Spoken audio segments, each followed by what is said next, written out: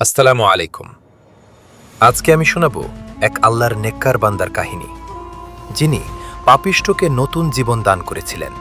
তওবার আলো, একটি হৃদয় ছোঁয়া ইসলামিক গল্প। বাংলাদেশের এক জেলার শান্ত গ্রামে বাস করত ৩০ বছরের এক সুস্ত্রী তরুণ। তার নাম ছিল আব্দুল্লাহ। সাদা পাজামা পাঞ্জাবি আর মাথায় সাদা টুপি ছিল তার প্রতিদিনের পোশাক। মুখে হালকা দাড়ি, চোখে লজ্জা ও তাকওয়ার ছাপ। গ্রামের মানুষ তাকে সম্মান করত, কারণ সে কখনো কারো সাথে উচ্চস্বরে কথা বলতো না, ৫ ওয়াক্ত নামাজ জামাতে আদায় করত আর নিয়মিত কুরআন শরীফ তিলাওয়াত করত। তার ছোট্ট ঘরটি ছিল খুবই সাধারণ।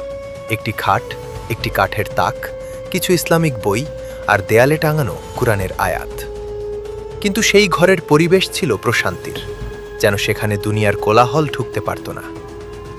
সেই বৃষ্টির রাত একদিন গভীর রাতে আকাশে মেঘ গর্জন করছিল। হালকা বৃষ্টি পড়ছিল টিনের চালে। এশার নামাজ শেষে আব্দুল্লাহ জায়নামাজে বসে কুরআন তিলাওয়াত করছিল। তার কণ্ঠে সূরা জুমারের সেই আয়াত ভেসে আসছিল, হে আমার বান্দারা, যারা নিজেদের উপর জুলুম করেছ, তোমরা আল্লাহর রহমত থেকে নিরাশ হইও না। ঠিক তখনই দরজায় কড়া নাড়ার শব্দ, টক টক টক। এত রাতে কেউ আসবে, এটা সে কল্পনাও করেনি। দরজা খুলতেই সে দেখল এক যুবতী মেয়ে দাঁড়িয়ে আছে। তার চোখে ভয়, চেহারায় ক্লান্তি, ভিজে চুল কাঁধে লেগে আছে। মেয়েটি কাঁপা গলায় বলল, আমাকে এক রাতের জন্য আশ্রয় দেবেন? আমার যাওয়ার কোনো নিরাপদ জায়গা নেই। আব্দুল্লাহ প্রথমে চমকে গেল। সে বুঝতে পারছিল মেয়েটি সমাজের চোখে সম্মানিত নয়। তার পোশাক আশাক, আচরণ সবই ইঙ্গিত দিচ্ছিল সে পাপের জীবনে জড়িয়ে আছে। কিন্তু সে মনে করল, রাসূলুল্লাহ সাল্লাল্লাহু আলাইহি ওয়াসাল্লাম তো মানুষের প্রতি দয়া দেখিয়েছেন, পাপীদেরও ফিরিয়ে দেননি। সে শান্ত গলায় বলল, আপনি ভেতরে আসুন, তবে আলাদা ঘরে থাকবেন।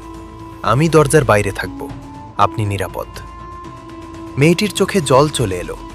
কেউ তাকে এভাবে সম্মান দিয়ে? আমি দেহ ব্যবসা করি। ছোটবেলায় বাবা মা মারা যায়, ভুল মানুষের খপ্পরে পড়ে এই জীবনে ঢুকে গেছি। আজ এক খারাপ লোকের হাত থেকে বাঁচতে পালিয়ে এসেছি। আব্দুল্লাহ কিছুক্ষণ নীরব রইল, তারপর বলল, আল্লাহর দরজা সব সময় খোলা। মানুষ যত বড় পাপই করুক, তওবা করলে আল্লাহ ক্ষমা করেন। সে কুরআনের তিলাওয়াত শুরু করল। তার কণ্ঠে এমন আবেগ ছিল যে মেয়েটির বুক কেঁপে উঠল। সেই রাতটা তার জীবনের মোড় ঘুরিয়ে দিল। রাতের শেষ প্রহরে আব্দুল্লাহ তাহাজ্জুদে দাঁড়াল। সে কাঁদতে কাঁদতে দোয়া করল, হে আল্লাহ, যদি এই বান্দি হেদায়েত চায়, তাকে তুমি কবুল করে নাও। অন্যদিকে মেয়েটি ঘুমাতে পারছিল না। তার চোখের সামনে ভেসে উঠছিল নিজের অতীতের সব অন্ধকার স্মৃতি। সে প্রথমবারের মতো অনুতপ্ত হল। ভোরের আগে সে উজু করল, কাঁদতে কাঁদতে সিজদায় পড়ে গেল। হে আল্লাহ, আমি ভুল করেছি, আমাকে ক্ষমা করো। নতুন সূচনা ফজরের নামাজ শেষে আব্দুল্লাহ দেখল মেয়েটির চোখে অন্যরকম প্রশান্তি। সে বলল, আমি এই জীবন ছাড়তে চাই, কিন্তু সমাজ কি আমাকে গ্রহণ করবে? আব্দুল্লাহ বলল, আল্লাহ যদি গ্রহণ করেন, মানুষের গ্রহণ না করা বড় কিছু নয়। তুমি সত্যিকারের তওবা করো। কয়েকদিন পর মেয়েটি আবার এলো। এবার তার পোশাক ছিল সাদামাটা, পর্দাশীল। সে বলল, আমি সেই কাজ ছেড়ে দিয়েছি, কিন্তু কেউ আমাকে কাজ দিচ্ছে না। সবাই আমার অতীত জানে। আব্দুল্লাহ বুঝতে পারল এই মেয়েটি সত্যিই বদলে গেছে। সে কয়েকদিন ইস্তিখারা নামাজ পড়ল, আল্লাহর কাছে পরামর্শ চাইল। তারপর একদিন বলল, ইসলামে তওবা করলে অতীত মুছে যায়। যদি তুমি চাও, আমি তোমাকে বিয়ে করতে রাজি। মেয়েটি হতবাক। আপনি জানেন আমার অতীত? হ্যাঁ, কিন্তু আমি তোমার বর্তমান আর ভবিষ্যৎ দেখি। সমাজের পরীক্ষা বিয়ের খবর ছড়িয়ে পড়তেই গ্রামে সমালোচনা শুরু হলো।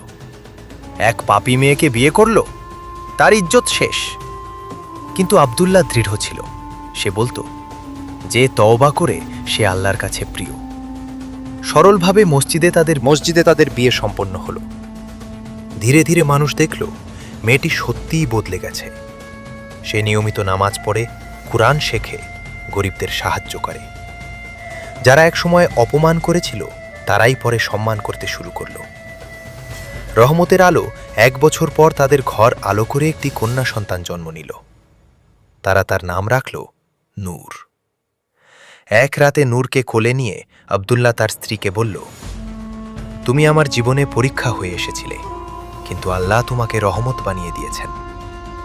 তার স্ত্রী চোখ ভেজা কণ্ঠে বলল, আপনি না থাকলে আমি হয়তো কখনো আলোর পথে ফিরতে পারতাম না। আব্দুল্লাহ হাসল, না, এটা আমার কাজ নয়, এটা আল্লাহর রহমত।